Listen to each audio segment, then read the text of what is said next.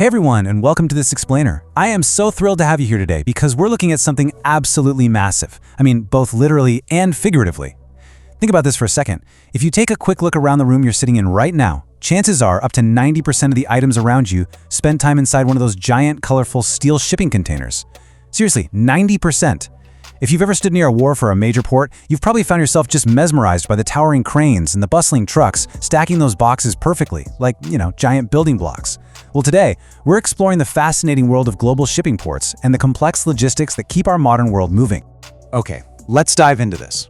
Looking at those neat, colorful rows of steel boxes, it's completely natural to ask yourself, is containerization truly as orderly as it seems from the outside, or is there some kind of hidden chaos behind the scenes? I mean, when massive ships dock and they need to unload thousands of containers all at once, the organizational challenge is just astronomical. So we're going to find out exactly how ports manage this monumental task. Here's a super quick roadmap of our journey today. First, we'll start with the rise of containerization. Then, we'll look at the physical steps of unloading the cargo, followed by navigating the storage yard. After that, we'll examine the modern shift to automation. And finally, we'll wrap up by discussing the incredibly crucial human element in all of this. Right, let's jump straight into Section 1, the rise of containerization. We're going to see how this one shift completely revolutionized global trade. To truly understand ports, we first have to understand a concept called intermodal transport. Simply put, this is the process of containers switching modes of transport, like moving from a ship at sea over to a road or onto a railway network. Think of container terminals as the ultimate hubs for a massive intermodal relay race. The seaports are entirely focused on passing the baton from the ocean to the land, and the crazy part is, they do all of this without ever actually opening the box. Now, back in the day, ships were loaded with a multitude of smaller loads, just kind of jumbled together into a cavernous cargo hold. Imagine the absolute nightmare of sorting through barrels and crates and sacks at every single port. It would take forever. But today, we have standardized containerization. The sorting happens long before the items even reach the ship. This pre-sorting allows for unbelievable efficiency when it comes time to load and unload, and it literally changed the speed of global commerce forever. Okay, let's step into the physical reality of the port in Section 2, unloading the cargo. And this brilliantly illustrates the precise three-step dance a container takes once a ship actually docks. First up, it goes from the ship to the gantry crane. These huge cranes lift several tons of container with total ease. Second, the crane gently lowers the container onto a terminal tractor. These are those funny-looking specialized trucks designed specifically for short-distance hauling right there inside the port. And finally, step 3, the tractor drives the container away from the ship and deep into the storage yard. But you might be wondering, how do these massive cranes seamlessly connect with millions of different containers from all over the world? Well, it all comes down to global standardization. The International Organization for Standardization basically mandates that every single container has standardized corner fittings, which the crane locks onto securely.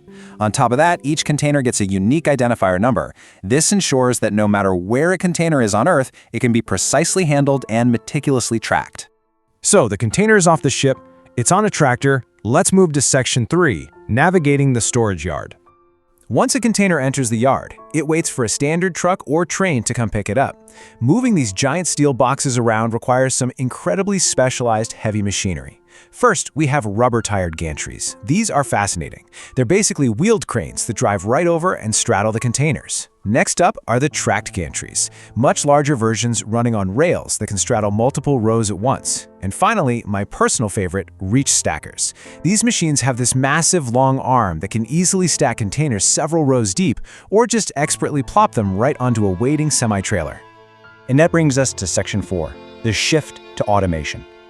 Every physical step we just talked about is getting a major digital upgrade. You really don't have to look to science fiction to see this happening.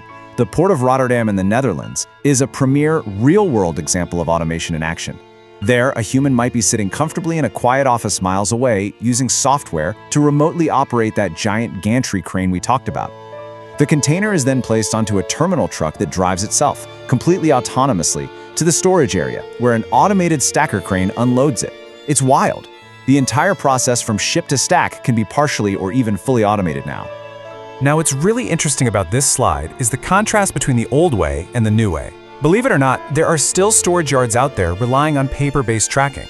In those yards, containers are often just stacked based on when they arrive. The problem? Well, if your container arrived first, it's going to get buried at the very bottom of a massive stack, meaning they have to do dozens of unnecessary crane movements just to dig it out later. But with computer automated logic, a computer acts like a master Tetris player. It knows exactly what date and time a container needs to leave, and it uses that data to plan the perfect stacking order so a container is right at the top of the pile the exact second its truck arrives. Yet even with all these brilliant computers and robots doing the heavy lifting, we absolutely can't ignore Section 5, the human element. Because look, as powerful as machines are, they aren't perfect. The industry is currently facing a massive trade-off. On one hand, you have machine efficiency and safety. Automating a port is incredibly expensive upfront, but machines excel at repetitive accuracy, and they keep human bodies out of dangerous physical zones. But on the other hand, we have human adaptability and troubleshooting.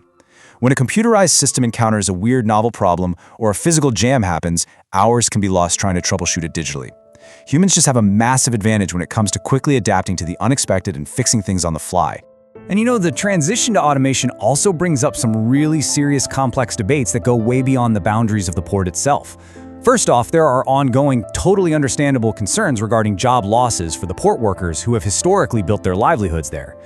Secondly, there's a broader socioeconomic ripple effect. Fewer workers means a potential reduction in the income tax revenue that governments rely on to fund public infrastructure. Which is kind of ironic, right, since it's the very roads and railways that this transport industry needs to function. Because of this, some folks have proposed ideas like a robot tax, which would theoretically tax automated processes to help subsidize these societal losses. It's a really complex landscape with incredibly valid points from all sides, and the industry is actively trying to figure it all out. As this quote perfectly summarizes, it is clear for now that the inevitable march of the machines will continue. Perhaps the solution lies balanced somewhere in the middle. I think that hits the nail on the head. The future likely relies on a partnership, letting machines do the highly repetitive and physically dangerous tasks while relying on human operators and overseers to adapt to those tricky, unforeseen problems and make sure the whole ecosystem actually functions.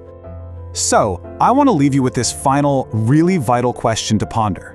What do you think is the perfect balance between human oversight and the inevitable march of machines?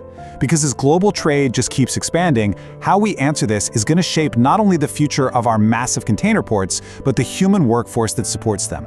Thank you so much for joining me for this explainer. Keep learning, keep asking questions, and I'll catch you next time.